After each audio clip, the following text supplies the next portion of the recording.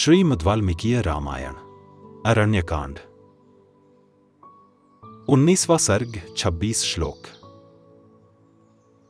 सारांश। शूर्पणखा के मुख से उसकी दुर्दशा का वृत्तांत सुनकर क्रोध में भरे हुए खर का श्रीराम आदि के वध के लिए 14 राक्षसों को भेजना। आरंभ। ओम श्री गणेशाय नमः। ओम श्री सीतारामचंद्राभ्याम नमः। श्लोक 1 से 12। अपनी बहन को इस प्रकार अंगहीन और रक्त से भीगी हुई अवस्था में पृथ्वी पर पड़ी देख राक्षस खर क्रोध से जल उठा और इस प्रकार पूछने लगा। बहन उठो और अपना हाल बताओ। मूर्छा और घबराहट छोड़ो तथा साफ साफ कहो, किसने तुम्हें इस तरह रूपहीन बनाया है? कौन अपने सामने आकर चुपचाप बैठे हुए निरपराध एवं विशैले काले सांप को अपनी अंगुलियों के अग्रभाग से खेल खेल में पीड़ा दे रहा है? जिसने आज तुम पर आक्रमण करके तुम्हारे नाक और कान काटे हैं, उसने उच्च कोटि का विष पी लिया है तथा अपने गले में काल का फंदा डाल लिया है, फिर भी मोहवश वह इस बात को समझ नहीं रहा है। तुम तो स्वयं ही दूसरे प्राणियों के लिए यमराज के समान हो, बल और पराक्रम से संपन्न हो तथा इच्छानुसार सर्वत्र विचरने और अपनी रुचि के अनुसार रूप धारण करने में समर्थ हो, फिर भी तुम्हें किसने इस दुर्अवस्था में डाला है जिससे दुखी होकर तुम यहां आई हो? देवताओं, गंधर्वों, भूतों तथा महात्मा ऋषियों में यह कौन ऐसा महान बलशाली है जिसने तुम्हें रूपहीन बना दिया? संसार में तो मैं किसी को ऐसा नहीं देखता जो मेरा अप्रिय कर सके। देवताओं में सहस्र नेत्रधारी पाकशासन इंद्र भी ऐसा साहस कर सके, यह मुझे नहीं दिखाई देता। जैसे हंस जल में मिले हुए दूध को पी लेता है, उसी प्रकार मैं आज इन प्राणांतकारी बाणों से तुम्हारे अपराधी के शरीर से उसके प्राण ले लूंगा।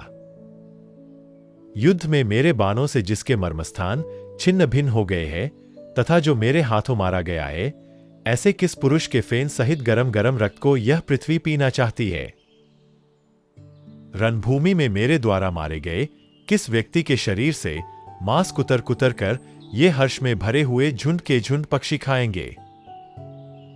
जिसे मैं महास्मर में खींच लूं, उस दीन अपराधी को देवता, गंधर्व, पिशाच और राक्षस भी नहीं बचा सकते। धीरे धीरे होश में आकर तुम मुझे उसका नाम बताओ, जिस उद्दंड ने वन में तुम पर बलपूर्वक आक्रमण करके तुम्हें परास्त किया है। श्लोक 13 से 20। विशेषतः क्रोध में भरे हुए भाई खर का यह वचन सुनकर शूर्पणखा नेत्रों से आंसू बहाती हुई इस प्रकार बोली। भैया, वन में 2 तरुण पुरुष आए हैं जो देखने में बड़े ही सुकुमार, रूपवान और महान बलवान हैं। उन दोनों के बड़े बड़े नेत्र ऐसे जान पड़ते हैं मानो खिले हुए कमल हों।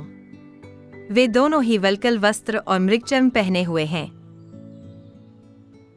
फल और मूल ही उनका भोजन है। वे जितेंद्रिय, तपस्वी और ब्रह्मचारी हैं। दोनों ही राजा दशरथ के पुत्र और आपस में भाई भाई हैं। उनके नाम राम और लक्ष्मण हैं। वे 2 गंधर्वराजों के समान जान पड़ते हैं और राजोचित लक्षणों से संपन्न हैं। ये दोनों भाई देवता अथवा दानव हैं, यह मैं अनुमान से भी नहीं जान सकती। उन दोनों के बीच में एक तरुण अवस्था वाली रूपवती स्त्री भी वहां देखी है, जिसके शरीर का मध्य भाग बड़ा ही सुंदर है। वह सब प्रकार के आभूषणों से विभूषित है। उस स्त्री के ही कारण उन दोनों ने मिलकर मेरी एक अनाथ और कुलटा स्त्री की भांति ऐसी दुर्गति की है। मैं युद्ध में उस कुटिलाचार वाली स्त्री के और उन दोनों राजकुमारों के भी मारे जाने पर उनका फेन सहित रक्त पीना चाहती हूं। रणभूमि में उस स्त्री का और उन पुरुषों का भी रक्त मैं पी सकूं, यह मेरी पहली और प्रमुख इच्छा है, जो तुम्हारे द्वारा पूर्ण की जानी चाहिए। श्लोक 21 से 26। शूर्पणखा के ऐसा कहने पर खर ने कुपित होकर अत्यंत बलवान 14 राक्षसों को, जो यमराज के समान भयंकर थे, यह आदेश दिया। वीरो, इस भयंकर दंडकारण्य के भीतर चीर और काला मृगचर्म धारण किए 2 शस्त्रधारी मनुष्य एक युवती स्त्री के साथ घुस आए हैं। तुम लोग वहां जाकर पहले उन दोनों पुरुषों को मार डालो, फिर उस दुराचारिणी स्त्री के भी प्राण ले लो। मेरी यह बहन उन तीनों का रक्त पिएगी। राक्षसों, मेरी इस बहन का यह प्रिय मनोरथ है। तुम वहां जाकर अपने प्रभाव से उन दोनों मनुष्यों को मार गिराओ और बहन के इस मनोरथ को शीघ्र पूरा करो। रणभूमि में उन दोनों भाइयों को तुम्हारे द्वारा मारा गया देख यह हर्ष से खिल उठेगी और आनंदमग्न होकर युद्धस्थल में उनका रक्तपान करेगी। खर की ऐसी आज्ञा पाकर वे 14 राक्षस हवा के उड़ाए हुए बादलों के समान विवश हो शूर्पणखा के साथ पंचवटी को गए। इस प्रकार श्री वाल्मीकि निर्मित आर्ष रामायण आदि काव्य के अरण्यकांड में 19वां सर्ग पूरा हुआ। Presented by doctor T.K. Bansal, a blind scientist. Please like and share this video, and don't forget to subscribe my channel. Jai Shri Ram.